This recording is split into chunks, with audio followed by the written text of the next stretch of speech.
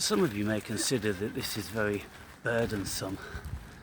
Got this bag here, got this one here, got the rucksack full of bottles. I've got 10 bottles of Newcastle Brown, and then I've got some various salad dressings, as I'm eating a lot of salad these days. So it's a small luxury I can afford myself. A small forbidden fruit. But so the theme of this video is my videos. They are the potential for your self-actualization, for your self-realization,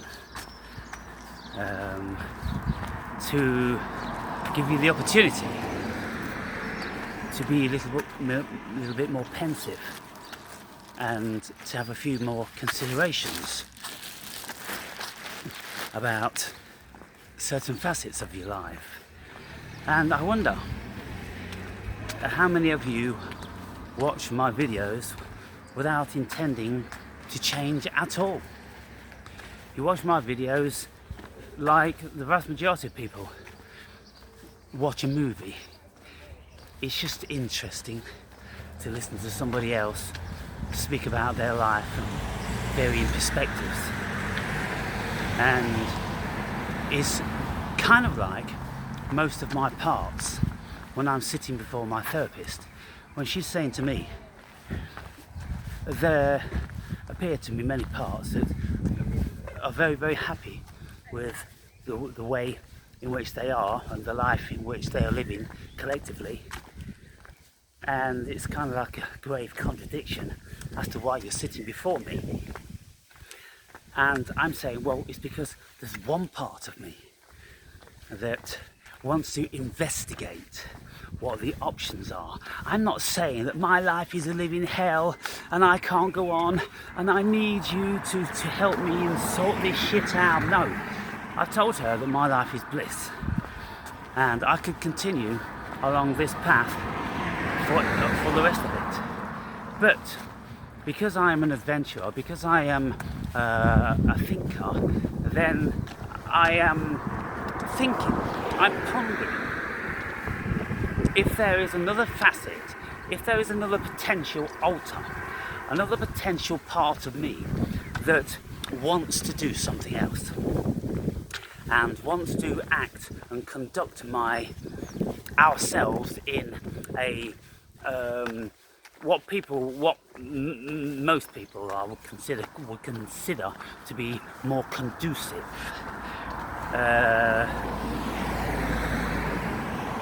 And so maybe to retire, or most certainly polish up the rough edges of supercilious, and retire the saboteur, because between supercilious and the saboteur, we keep ourselves very insulated, we keep ourselves protected, and there's no intrusions on whatever we want to do. I don't get people knocking on my door. I don't get people phoning me up. Very, very rarely does anyone phone me up, and there's only like 2 people that have my number in any case, other than my daughter.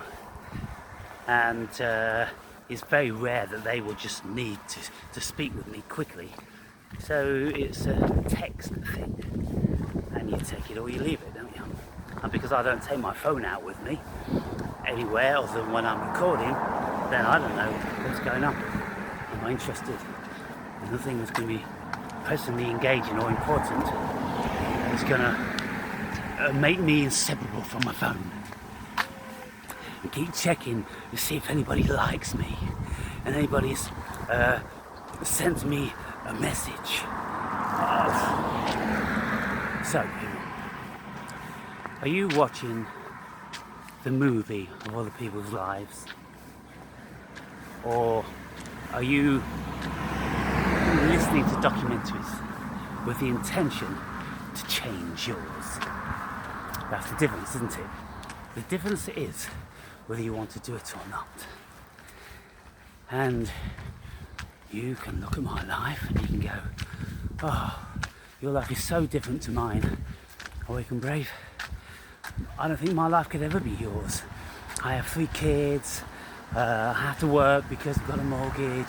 And if we want to buy the kids stuff, we want to take them on holiday, we want to afford them the protection of a reliable car, then we've got to do this shit. It's just the way it is. There's a price to pay for the stability of a home that you can call your own, for the comfort of knowing that you've got a job to be able to pay for the things that your family's grown expectant of. And so you're slaves, aren't you, to those things. And you live your lives by them. And I remember when my old man, I think he was about 50 years old, and he was pretty well done with sex. It's kind of like I have been since about that time. The whole partner thing, just so done with it. So done with it. And he says it was a great relief. And it's a great emancipation from all of that stuff. How many partners would feel comfortable with going out with someone that looks like me? Because there's all these projections and biases pertaining to people with beards like mine and dreadlocks. Obviously I'm a loser, obviously I'm a druggie, obviously I've lost my way in life, obviously, well, all those things are true.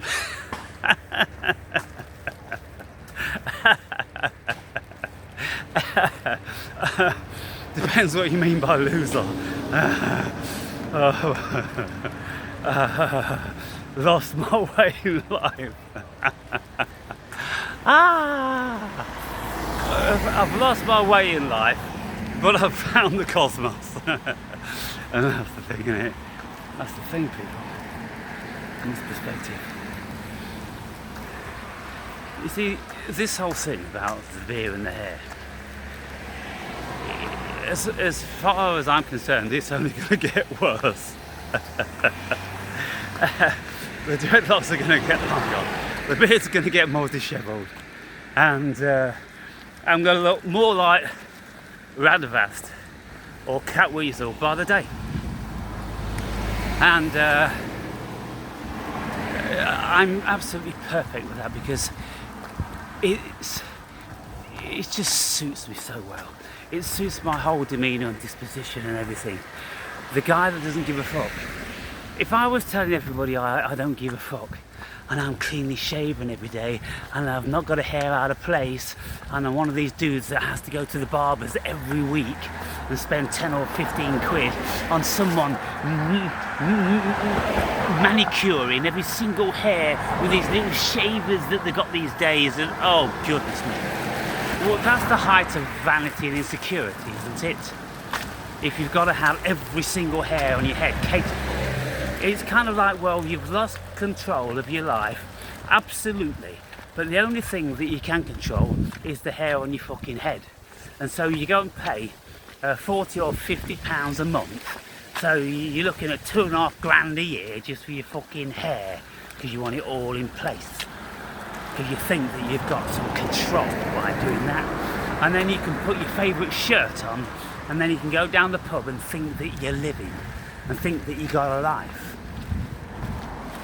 Well,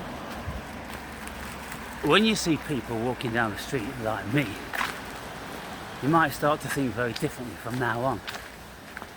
Because people like me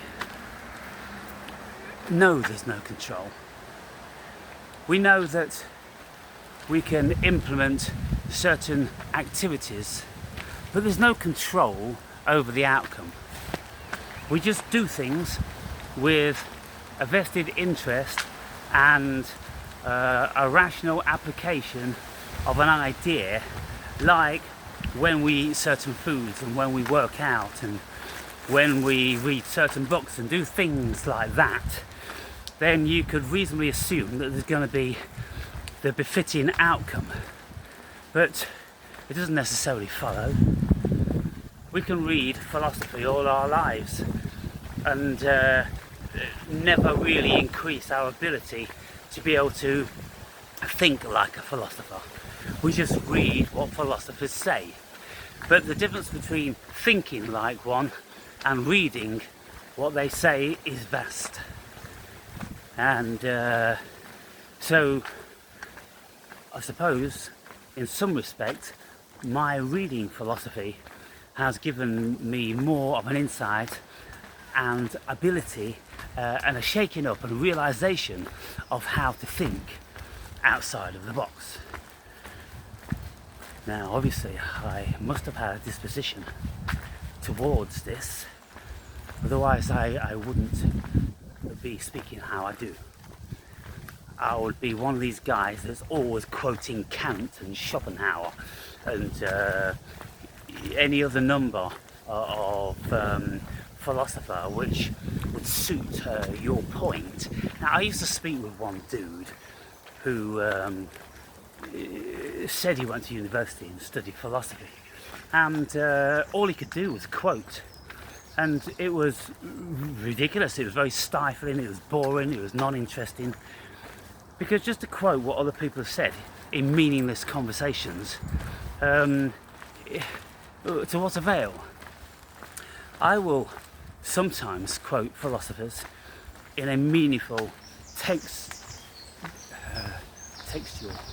contextual way, where I want to emphasize that this person said this, and this person is very, very renowned, and lots of people respect this person, and so when I'm saying something which is the same as what they were saying, you might pay attention and give what I'm saying a little bit more credence, because it's got validity.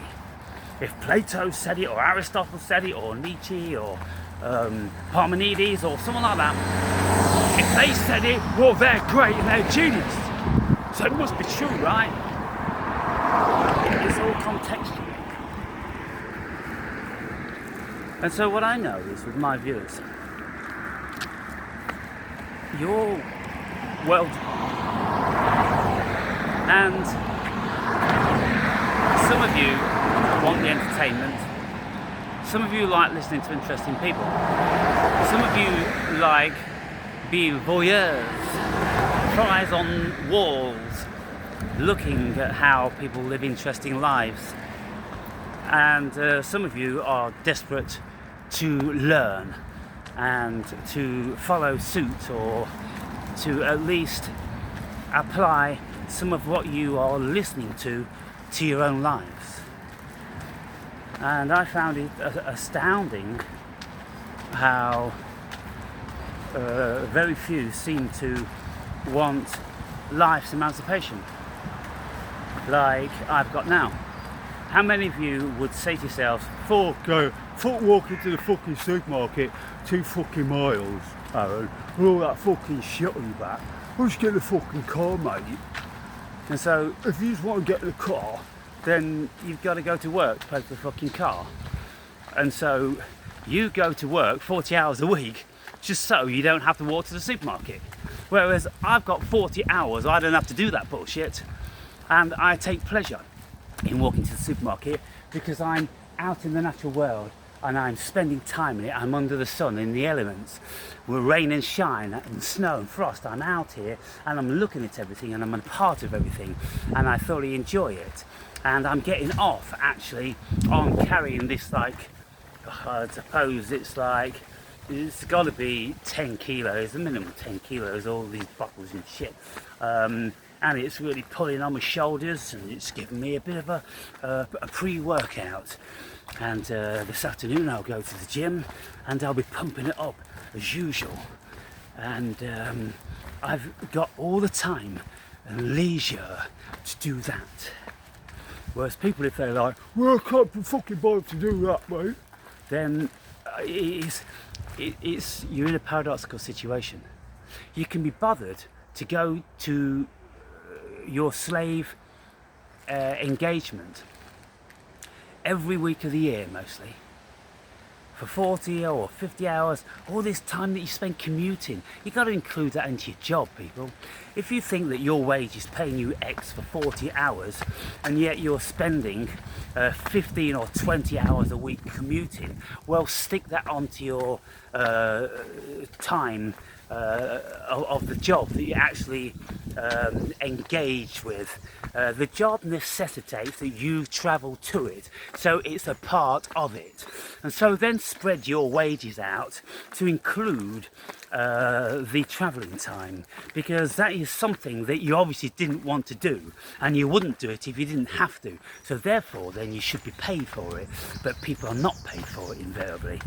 And then they conveniently forget that they are doing that, and then they go, oh, money's not bad, 40 hours a week. No, it's not 40 hours a week, it's 60 hours a week, motherfuckers.